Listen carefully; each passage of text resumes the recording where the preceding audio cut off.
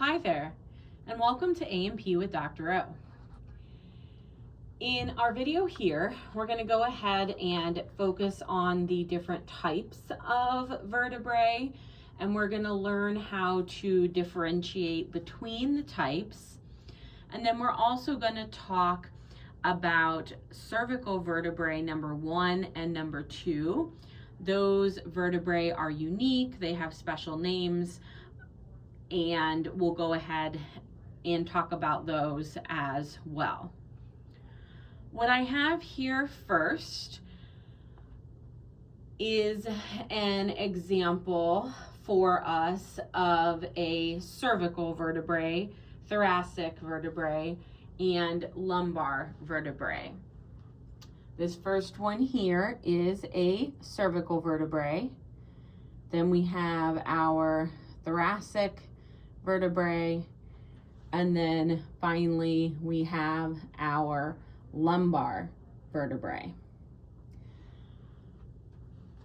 How can we tell these vertebrae apart?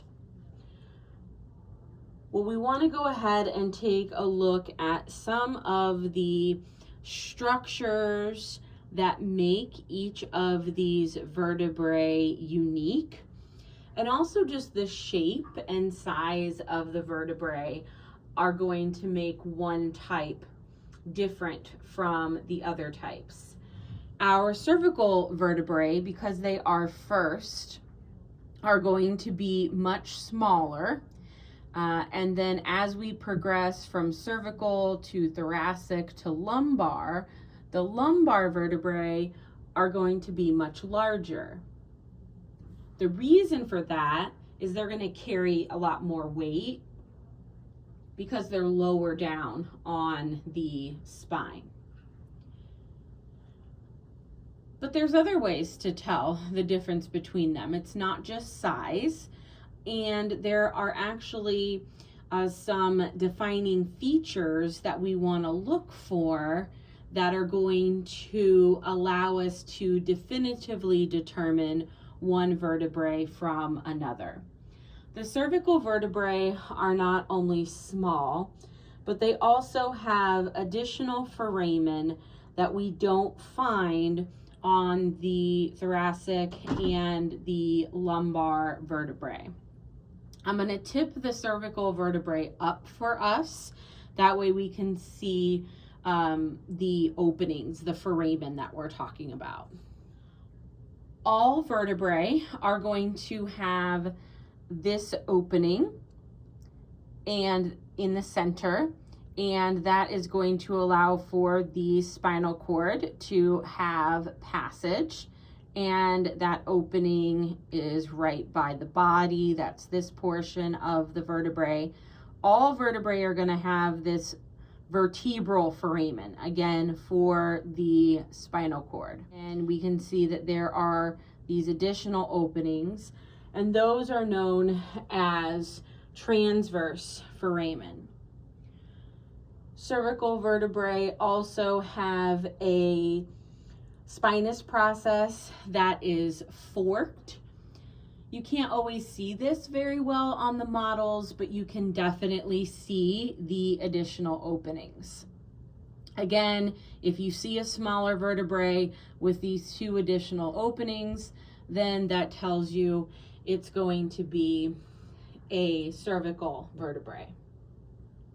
Next, then, we're looking at the thoracic and lumbar vertebrae. How can we tell these apart? Well, I like to think about the thoracic vertebrae looking like a giraffe and the lumbar looking like a moose. I've learned it that way in the past. I've seen that analogy used in anatomy books as well. And we're going to walk through that analogy. If we focus in again on our thoracic vertebrae, again, this is the one that's going to have a giraffe-like appearance. Here is the spinous process that is going to act as the nose of the giraffe. And then the ears of the giraffe on either side here Those are going to be the transverse processes. And then the giraffe has those structures on top of the head. They're called ossicones. And the superior articular processes are kind of serving visually as the ossicones. That's again what's giving this a giraffe-like appearance. Down here, our lumbar vertebrae looks more like a moose. The spinous process is more broad and flat. And if I go ahead and turn it to the side, we'll see that a little bit better. I've turned our lumbar vertebrae to the side. We can see that spinous process again. It is very broad and flat. It looks like the nose of a moose. And then again, we've got the transverse processes acting as the ears. We can also tell by looking at the body. I'll tip each of the vertebrae up now so we can look at our thoracic versus our lumbar. The thoracic body is going to have a little bit more of a heart shape to it, where the lumbar body is going to have a little bit more of a kidney bean shape to it. Again, this is the body of each of our vertebrae here. And then that opening is that vertebral foramen. And then we've got this larger, more kidney bean shape to lumbar, and then more of a heart-shaped to thoracic. But personally, I do enjoy the giraffe versus moose because I think that really kind of sticks in your mind when you're trying to differentiate between these types of vertebrae. It's time for us to take a look at cervical vertebrae number 1 and cervical vertebrae number 2. Cervical vertebrae number 1 is the atlas. It has no body. We can see that. We have that vertebral frame in there, but we don't see a body.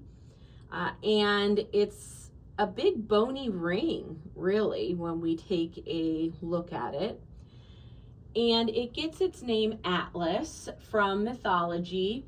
If we think of that statue of Atlas and the story about how he carries the weight of the world on his shoulders, when we think of the statue, it's the man with the holding up the world. And that's something that can help you remember that we are giving the cervical vertebrae number 1 the name Atlas because rather than holding up the world, Atlas is holding up the head. This vertebrae is going to articulate with the occipital condyles on the skull. Here are the superior articular facets. They are going to articulate with those occipital condyles. Here we have what's known as the anterior arch. And again, we call it Atlas because we are going to use that to hold up the head, just like Atlas in mythology held up the world. Over here, we have cervical vertebrae number 2, which is known as axis. One unique identifier for this vertebrae is it has this tooth-like process that sticks up. It's known as the Dens process, or sometimes it's called the odontoid process because that refers to tooth. Odontoid is referring to the fact that it looks like a tooth type projection. And the atlas and axis are going to articulate in a way so that the atlas can rotate. Think about shaking your head no, for example, because axis is going to allow for rotation. Then that's how it got its name. If we think again about going back to the earth, Atlas is holding the earth up. Axis, the earth spins on an axis. And that helps us again to think about why these vertebrae got their names. And then I think that's helpful for us to then remember their names as well.